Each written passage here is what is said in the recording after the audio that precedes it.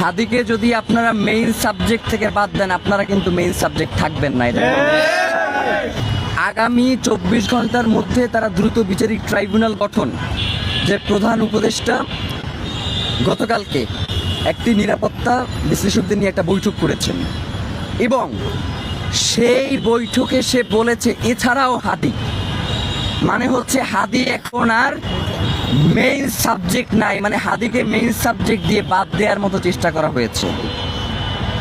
হাদিকে যদি আপনারা মেইন সাবজেক্ট থেকে বাদ দেন, আপনারা কিন্তু মেইন সাবজেক্ট থাকবেন না। এটা হাদিকে মেইন সাবজেক্টে রেখেই আপনাদের সকল সিদ্ধান্ত গ্রহণ করতে হবে।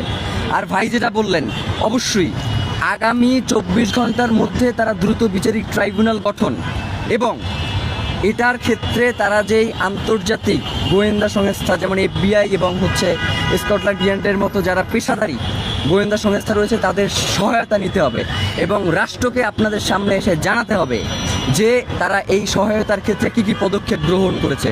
ওসমান হাদির রক্তের সাথে এক বিন্দু ছাড় না। এখন পর্যন্ত ঢাকা 8 আসনে হাদি ভাইয়ের হয়ে ইলেকশনে কেউ নড়বেন কিনা এ ব্যাপারে ইনকিলাব মঞ্চ কোনো ধরনের সিদ্ধান্ত গ্রহণ করে নাই এবং এখন পর্যন্ত আমরা ঢাকা 8 আসনে ইনকিলাব মঞ্চ সিদ্ধান্ত গ্রহণ করবে কিনা সে ব্যাপারে আমাদের মধ্যে কোনো মিটিং হয় নাই।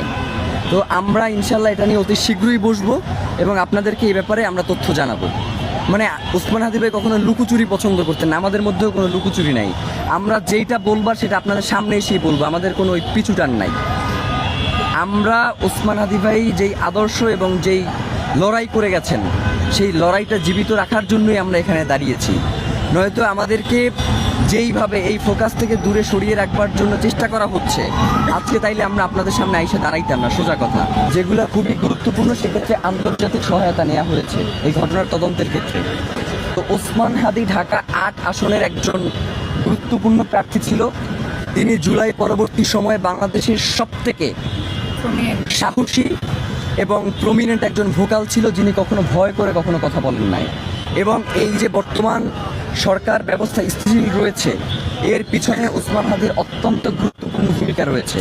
সুতরাং এত গুরুত্বপূর্ণ একজন ব্যক্তির ক্ষেত্রে যদি আন্তর্জাতিক কোনো সহায়তা নেওয়ার প্রয়োজন পড়ে গোয়েন্দা সংস্থার, অবশ্যই সেটা রাষ্ট্রকে নিতে হবে। হ্যাঁ, অবশ্যই। আমি তো বললামই যে আমাদের দুইটাই দাবি, একটা হচ্ছে দ্রুত বিচারিক ট্রাইব্যুনাল গঠন এবং সেই সাথে এক্ষেত্রে গোয়েন্দা ইন্টেলিজেন্সের আপনি চাইলে সহায়তা নিতে পারেন। এক্ষেত্রে আপনাকে সহায়তা নিতে হবে, নিতে পারেন বলতে কথা নাই, আপনাকে নিতে হবে। মানে কি, ওসমান হাদি রক্ত ঝরাই গেছে এবং সেইটার আমরা খুনিদের বিচার দেখবো না, এটা তো হইতে পারে না। 5ই আগস্ট পরবর্তী বাংলাদেশে এই প্রশ্রয়টা কোনোভাবেই দেওয়া যাবে না। তাহলে আপনাদের শুধু লাঠি ঝরবে, ওসমান হাদিদের শুধু রক্তের ধারা বইতেই থাকবে, কিন্তু বাংলাদেশের স্বাধীনতা সার্বভৌমত্ব কিন্তু অক্ষুণ্ণ থাকবে না।